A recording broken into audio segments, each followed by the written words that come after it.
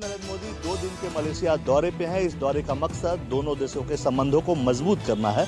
यात्रा पे जाने से पहले प्रधानमंत्री ने कहा कि भारत और मलेशिया के रिश्ते मजबूत हैं और पिछले कुछ वर्षों में ये और पारस्परिक संबंधों के माध्यम से, सहयोग के माध्यम से और मजबूत हो रहे हैं। प्रधानमंत्री मोदी मलेशिया के प्रधानमंत्री अनवर इब्राहिम के साथ मुलाकात भी करेंगे। इस दौरान रक्षा, सुरक्षा, व्यापार, निवेश, टेक्नोलॉजी और इनोवेशन जैसे अहम क्षेत्रों में सहयोग बढ़ाने पर भी चर्चा होगी।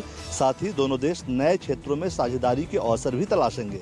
प्रधानमंत्री मोदी की यात्रा को लेकर मलेशिया में भारतीय समुदाय में खासा उत्साह देखने को मिल रहा है। कुआलालंपुर में उनके स्वागत के लिए वेलकम मोदी जी के नाम से एक बड़ा सामुदायिक कार्यक्रम आयोजित किया गया है। इस कार्यक्रम में 750 से ज्यादा कलाकार एक साथ मिलकर प्रधानमंत्री मोदी के सामने नृत्य पेश करेंगे और प्रयास ये है कि प्रधानमंत्री मोदी के सामने हो रहे इस कार्यक्रम को, उनके सम्मान में हो रहे इस कार्यक्रम को मलेशियन बुक ऑफ रिकॉर्ड्स में भी दर्ज करवाया जाए। कैमरामैन रफीक के साथ कुमार गौरव, न्यूज़ 24 दिल्ली। लोकसभा अध्यक्ष ओम बिरला के खिलाफ अविश्वास प्रस्ताव लाए जाने की तैयारी हो गई है। मल्लिकार्जुन खड़गे की अगुवाई में आज हुई इंडिया ब्लॉक के फ्लोर लीडर्स की बैठक में ये तय हुआ कि लोकसभा अध्यक्ष ओम बिरला के खिलाफ अविश्वास प्रस्ताव लाया जाएगा। लोकसभा के भीतर बीते दिनों जारी राजनीतिक टकराव ने सरकार और विपक्ष के संबंधों को और तनावपूर्ण बना दिया है।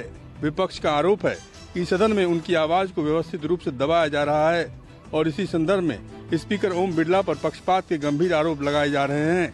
विपक्ष का कहना है कि संसद में राहुल गांधी सहित कई नेताओं को बोलने की अनुमति न देना लोकतांत्रिक कार्यप्रणाली के साथ समझौता है और यह स्थिति लोकतांत्रिक संस्थाओं के चरित्र पर सवाल खड़ा करती है। विवाद केवल अनुमति देने या न देने तक सीमित नहीं है, बल्कि स्पीकर ओम बिरला के एक हालिया बयान ने भी विपक्ष के भीतर असंतोष की आग को हवा दी है।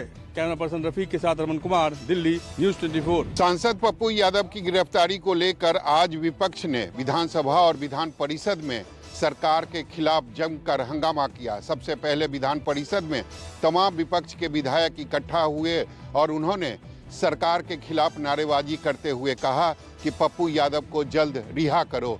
सरकार ने बदले की भावना से पप्पू यादव को गिरफ्तार किया है, क्योंकि पप्पू यादव नीट की जो छात्रा थी उसको न्याय दिलाने की लगातार मांग कर रहे थे, सड़क पर उतरकर प्रदर्शन कर रहे थे। इसीलिए सरकार ने बदले की भावना से प्रेरित होकर उनको गिरफ्तार किया है। दूसरी तरफ विधान परिषद में जिम्मेदारी और मोर्चा संभाला पूर्व मुख्यमंत्री राबड़ी देवी ने। उन्होंने अपने तमाम एमएलसी के साथ सरकार के खिलाफ नारेबाजी की और कहा कि बिहार में कानून व्यवस्था बिल्कुल ध्वस्त हो गई है। कैमरामैन सनी के साथ सौरभ कुमार, पटना, न्यूज़ 24। विधानसभा का बजट सत्र शुरू होते ही समाजवादी पार्टी ने एसआईआर, कानून व्यवस्था जैसे तमाम दूसरे मुद्दों पर सरकार के खिलाफ जोरदार प्रदर्शन शुरू कर दिया। उत्तर प्रदेश विधानसभा का बजट सत्र शुरू होते ही समाजवादी पार्टी के विधायकों ने हंगामा शुरू कर दिया। कानून व्यवस्था, मणिकर्णिका घाट और एसआईआर के मुद्दे पर समाजवादी पार्टी के विधायकों ने धरना प्रदर्शन शुरू कर दिया। समाजवादी पार्टी के विधायक हाथों में पोस्टर लेकर पहुंचे हुए थे। उत्तर प्रदेश की योगी सरकार पर आरोप लगाया गया कि सरकार पीडीए समाज का उत्पीड़न कर रही है। इस प्रदर्शन में कांग्रेस की विधायक आराधना मिश्रा भी शामिल हुई। इस बीच मुख्यमंत्री योगी आदित्यनाथ ने कहा कि सरकार हर मुद्दे पर चर्चा के लिए तैयार है, लेकिन शोरगुल और हंगामे से विपक्ष को बचना चाहिए। लेकिन समाजवादी पार्टी और कांग्रेस के विधायक राज्यपाल का अभिभाषण शुरू होते ही फिर से हंगामा करने लगे। योगी सरकार का ये अंतिम पूर्णकालिक बजट होगा और इस दौरान विपक्ष लगातार योगी सरकार पर हमलावर नजर आया। कैमरा पर्सन धर्मेंद्र कुमार साहू के साथ मानस श्रीवास्तव, लखनऊ, न्यूज़ 24। देश की सबसे अमीर महानगर पालिका बीएमसी में बीजेपी का मेयर और शिवसेना का डिप्टी मेयर बनाने के बाद अब महायुति ने समितियों का बंटवारा भी लगभग तय कर लिया है। सूत्रों की माने तो 20 फरवरी से पहले ये बंटवारा पूरी तरह से हो जाएगा, जिसमें बताया जाता है कि इस बार भी बीजेपी ने अपना वर्चस्व कायम रखा है, जिसके तहत स्टैंडिंग कमेटी का चेयरमैन और एजुकेशन कमेटी का चेयरमैन बीजेपी का होगा, जबकि बेस्ट कमेटी का चेयरमैन और सुधार कमेटी का चेयरमैन शिव। महाराष्ट्र में स्थानीय निकाय चुनाव और बीएमसी के बाद जिला परिषद और पंचायत समिति के चुनाव में भी महायुति का डंका बजा है।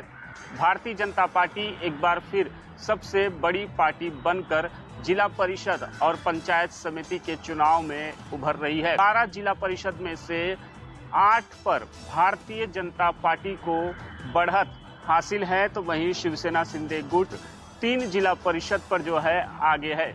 इसके अलावा एनसीपी अजीत पवार गुट की झोली में 1 जिला परिषद अब तक के रुझानों में जाता हुआ दिखाई दे रहा है।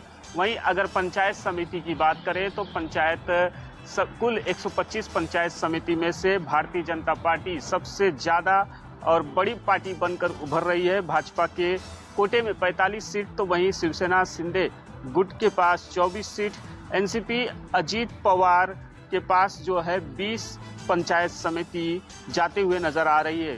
कैमरामैन राजेंद्र सिंह घाटी के साथ राहुल पांडे, न्यूज़ 24, मुंबई।